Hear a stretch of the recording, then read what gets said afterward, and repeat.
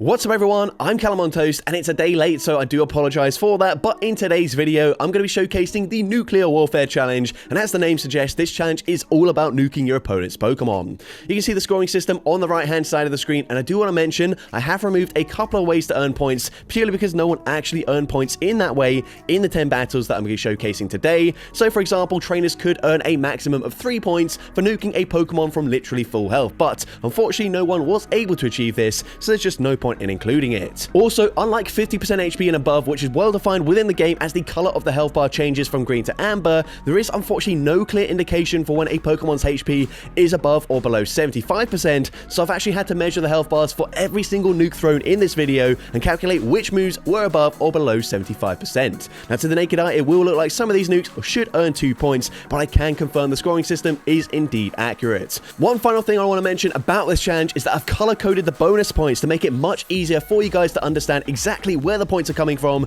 for each nuke landed in this video. Also, for the first time ever, you guys were given the opportunity to vote for next week's subscriber challenge, and at the time of recording, it looks like the size doesn't matter option from last night's poll has come out on top. So at the end of this video, I will explain exactly what this challenge is and how you can earn points towards it. Finally, I want to remind everyone that I now have a Discord server, which is linked in the description of all my videos, where you can much more easily interact with this community and myself and ask any questions relating to these subscriber challenges or Pokemon Go as a whole. With that being said, let's finally get into the question of the day. Would you like to see any Master Premier Cup battles this week, or should I just stick to showcasing teams in the Open Great League? Let me know in the comment section down below, and with that being said, let's get into the battles now.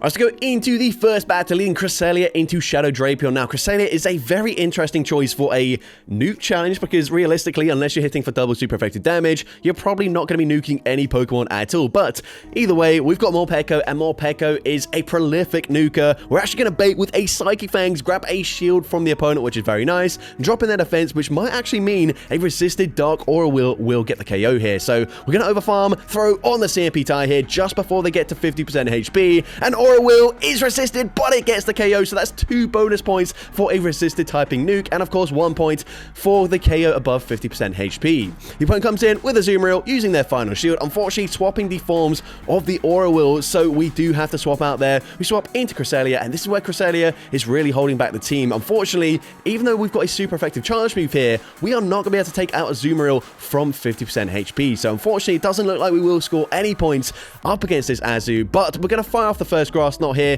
You will see it's only going to do about like 35% of their HP, so definitely not enough damage to get the KO there, which means we will score no points up against Azumarill, but we do get the KO. The opponent comes in with a Shadow for Alligator. We're going to bank the charge move, swap into Registeel, realizing that Cresselia once again will not get any points for taking out the for Alligator, as a single move won't quite get the KO. So instead, bank the energy, come in with the Registeel. Registeel is incredibly low in HP, but it does reach a last second Zap Cannon, and Zap Cannon will be enough to take out Shadow for Alligator. They were above 75% HP, and so they get 2 points overall and 5 points in total. Into next battle, we see a Shadow Whiscash into a Mana Buzz, so this would be very satisfying to land a Blizzard right off the bat. The opponent fires off the charge move there, going for an Aerial Ace there, or an Aero Arse as the German says. We're now going to go for the Blizzard here, full sending it, and Blizzard is unfortunately shielded by the Mana Buzz. At this point, we are going to... No shield. Aerial Ace doesn't quite take us out, so we swap into a Shadow Kadabra, and you can see, of course, we had resisted Mud Shots, well, double resisted Mud Shots, double resisted Psycho Cut damage, but actually, by the time we do reach a Dazzling Gleam, I did measure this out, they are actually just slightly below 75% HP, so we get 1 point, of course, for getting the KO up against the Mana Buzz, and 2 bonus points for, of course, taking out a Pokemon with a stat product above 2,300. The opponent comes in with a Lapras. We can go for Leaf Blade. Leaf Blade grabs the final shield from the opponent, and at this point they are going to be below 75% HP here, so if we do get a KO with the Leaf Blade, unfortunately we will only score 1 point for this knockout, but of course Lapras does have a stat product above 2,000, so that's a bonus point there. They come in with Annihilate, unfortunately not reaching the nuke move here. We have to settle for a Leaf Blade, which means we can no longer get a nuke up against the Annihilate, and again we will finish with a total points tally of 5 points. Into next battle, we see Primeape into a Shadow Alolan Marowak. So we're going to stay in this matchup here. They're on Hex, so you're going to generate energy very fast. We go straight for the Rage Fist. The opponent actually shields the first charge move there, which is very useful for us. as of course Rage Fist is not going to get the KO, but it should actually put them into below the half health range. The opponent swaps into Feraligatr. We are boosted. We are full send in the close combat right now. Close combat is going to be shielded by the Feraligatr, unfortunately, so we swap into our Shadow Drapion. The opponent fires off a Ice Beam there. Okay, that was very strange. Don't know why they did that. We're now going to throw, but we throw on CMP, which is very unfortunate. So we're going to shield this up. They actually had Hydro Cannon the whole time, so don't have a clue why they went for Ice Beam here. But Crunch is going to just barely not get the KO. That is super unfortunate as we miss out on some points there. But they come back in with the Alola Marowak, and Crunch gets the KO there. So 2 points for the KO above 75% HP, and of course a bonus point because Alola Marowak has a stat product just over 2,000. They come in with Credeli, we choose not to throw a charge move at all because now we can come in with the Primate, but because we actually overfarmed by 1 Karate Chop there, they are below 75% HP. We get a bonus point for, of course, getting the KO up against a Pokemon above 2,000 stat product, and again finishing on 5 points. But into the next battle, we see a Feraligatr up against a Dragonite. We're going straight for Hydro Cannon here, even resisted damage. That would do quite a lot. So we grab a shield there. They're going to come in with a Registeel, so we're going straight for Hydro Cannon once again. Hydro Cannon is going to deal some okay damage there,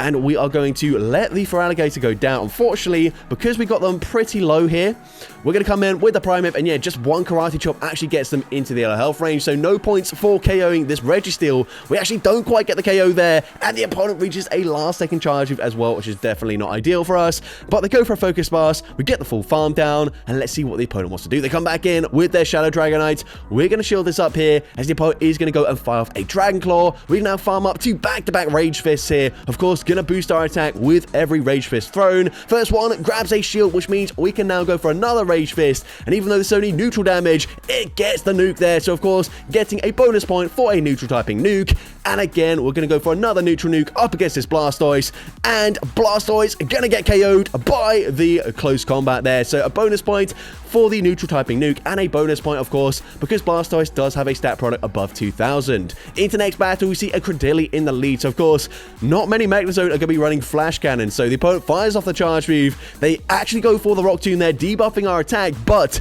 is that going to be enough here? We're going to go for that Flash Cannon, and Flash Cannon gets the one shot. We get 2 points there for above 75% HP, and a bonus point for the stat product as well.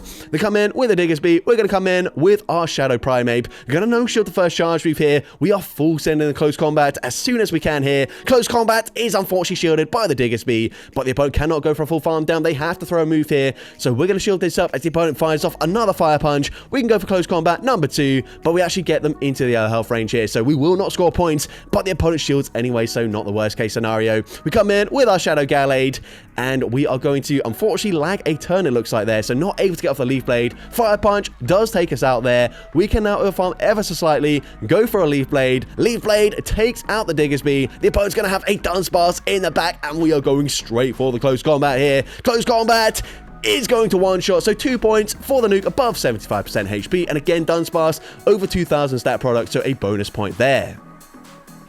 Into the next battle, the opponent's going to say swap into a Shadow Sableye, so we're going straight for a Frenzy Plant here. Frenzy Plant probably won't quite get the one-shot, but it does get a shield from the opponent. We swap into our Shadow Electivire, but unfortunately, these Thunder Shocks are actually doing a lot of damage here, so we're going to have to go and throw the charge move straight away. Ice Punch from this range probably wouldn't quite take them out there, but we grab a shield. At this point, we can no longer get any points up against this Shadow Sableye as they are below 50% HP. So we're going to fire off an Ice Punch straight away here. Ice Punch is going to be no shielded. It gets the KO. Of course, they've got no shields anyways, but they come back in with the Shadow Kanto Marowak.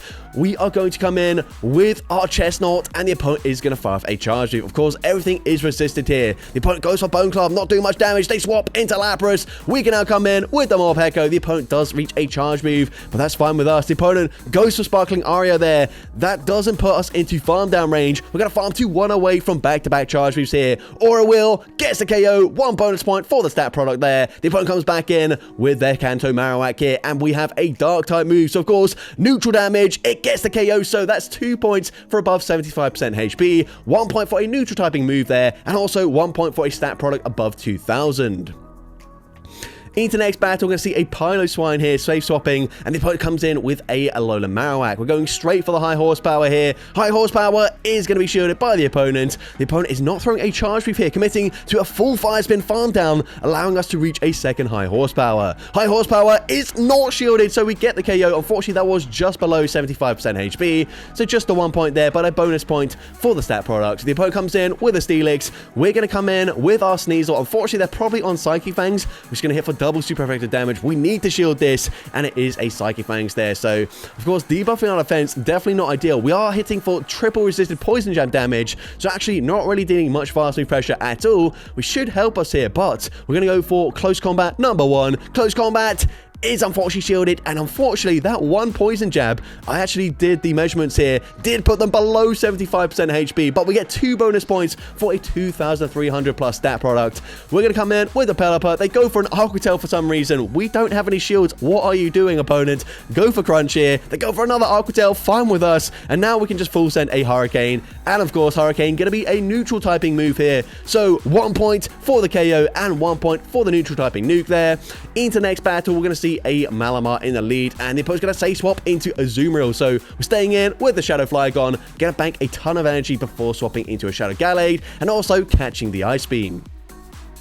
Of course, Shadow Gallade not very bulky here, so they will just be able to go for a full bubble farm down, but we fire off the Leaf Blade. Leaf Blade grabs a shield from the opponent, and we just barely reach a second Leaf Blade. So Leaf Blade number 2, gonna be double shielded by the opponent, which is huge for us, because now we can come in with our Shadow Flygon. We are definitely gonna have to shield this as the opponent fires off the Ice Beam. We can now overfarm here, farming up to over 100 energy, but just guaranteeing that we got them as low as possible before Boom Burst gets the KO. So 2 bonus points for the 2,300 plus stat product, and a bonus point for a neutral typing nuke. And again, Boom Burst gets 2 points there because they were above 75% HP, and a bonus point there as well. And then the opponent concedes the match there, and I have added at the bottom of the screen, you can see, if the opponent concedes the match before an inevitable nuke, I will award the points that would have been earned. And I did some calculations. By the time the Shadow Mamoswine would have reached an Avalanche, they would have been just below 75% HP, and Avalanche does just under 75% HP anyways, so 1 point for the KO, and of course 1 point for nuking a Pokemon above 2,000 stat product. But anyways, into the next battle,